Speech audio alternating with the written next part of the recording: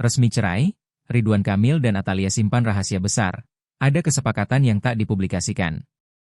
Mantan Gubernur Jawa Barat Ridwan Kamil dan anggota DPR RI Atalia Praratia resmi mengakhiri rumah tangga mereka setelah melalui proses perceraian yang panjang dan penuh perhatian publik.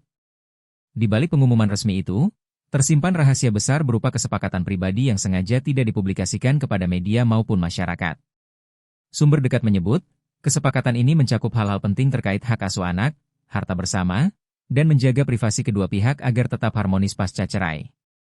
Pengadilan Agama, Pak, Kota Bandung mengabulkan gugatan cerai yang diajukan Atalia Praratia terhadap mantan Gubernur Jawa Barat, Ridwan Kamil, Rabu, 7 Januari 2026. Putusan perceraian tersebut disampaikan oleh kuasa hukum Ridwan Kamil, Wenda Alwi. Menyatakan bahwa perkawinan Ibu Atalia dan Ridwan Kamil diputus karena perceraian dengan menjatuhkan talak 1 kepada Ibu Atalia. Namun, seperti perkara lainnya, terdapat masa tenggang 14 hari bagi para pihak untuk menyatakan banding, kata Wenda dalam jumpa pers di daerah Cikini, Jakarta Pusat, Rabu. Lebih lanjut, Wenda menyebut terdapat sejumlah kesepakatan antara Atalia dan Ridwan Kamil yang tidak dapat disampaikan kepada publik.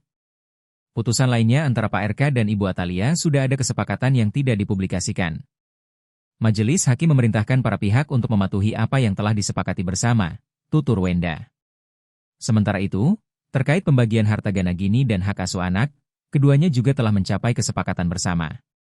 Sudah ada kesepakatan untuk pemisahan harta bersama, ujar Wenda. Dalam kesempatan tersebut, pihak Ridwan Kamil juga membantah isu yang menyebut adanya orang ketiga sebagai penyebab perceraian.